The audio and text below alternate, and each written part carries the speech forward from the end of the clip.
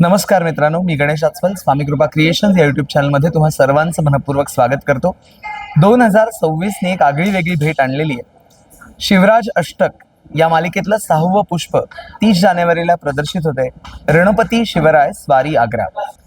आणि या चित्रपटामध्ये महत्त्वाची भूमिका करणारा माझा मित्र विराजस कुलकर्णी इथे उपस्थित आहे. विराजस, सर्वप्रथम अभिनंदन. आणि मला जाणून घ्यायचं आहे, अर्थातच देखपालची आणि तुझी केमिस्ट्री अनेक वर्षांपासूनची आहे. आणि आधी तू सबटायटल्स करत होतास, तू मगाशी सांगितलंस, आणि नंतर त्या फॅमिलीचा एक भाग बनलास, त्याविषयी. मला दरवर्षी मला तेवढंच छान वाटतंय सांगायला की मी 7वीत होतो, शाळेमध्ये शिकत होतो तेव्हा आमच्या शाळेमध्ये नाटक शिकवायला म्हणून देखभाल दादा तेव्हा होता. त्यामुळे मी वयवर्ष 13 असल्यापासून त्याच्याबरोबर काम करतोय. रादर ॲक्टिंगचे सगळे धडे मी त्याच्या हाताखालीच घेतलेले आहेत असंही म्हणायला हरकत नाही.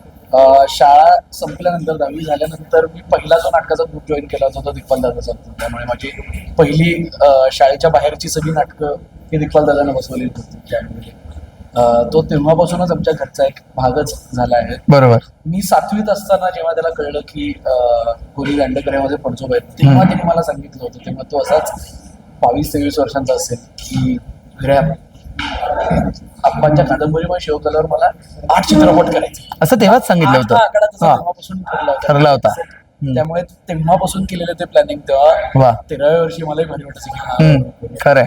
आणि ते किती अवघड असणार आहे, ते किती श्रद्धेनं त्याचा पाठलाग करत राहावा लागणार आहे हे आम्हाला हळूहळू दिसायला लागलं. आणि ते पद्धतीने खरंच शिवधनुष्य पेललेलं आहे. आणि आता त्या अष्टकाच्या 6व्या फिल्मपर्यंत, पुष्पापर्यंत आपण बसलो. याबद्दल खूप खूप भारी वाटतं. रणपती शिवराय मध्ये तुझी जी भूमिका आहे स्वारी आग्रा, रणपती शिवराय स्वारी आग्रा, ती कोणती आहे?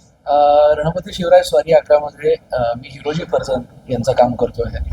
आणि ज्यांना इतिहास माहीत असेल त्यांना अंदाज असेल की ह्याचा अर्थ काय. एस्पेशली ह्या चित्रपटामध्ये आग्र्यामध्ये जे काय सगळं आग्रा प्रकरण जे सगळं घडलं त्यामध्ये हिरोजी फर्जन यांचा एक छोटासा पण अत्यंत महत्वाचा वाटा होता. आणि एस्पेशली तो भाग करायला या चित्रपटात खरंय. आणि तो वाटा काय आहे हे आता आपण सांगू नकोया. तो वाटा काय आहे यासाठी तुम्ही चित्रपट बघा. 30 जानेवारीला प्रदर्शित होतंय रणपती शिवराय स्वारी आग्रा. नक्की बघा. व्हिडिओला लाईक करा, शेअर करा. विराजस, खूप खूप शुभेच्छा. थँक्यू. धन्यवाद.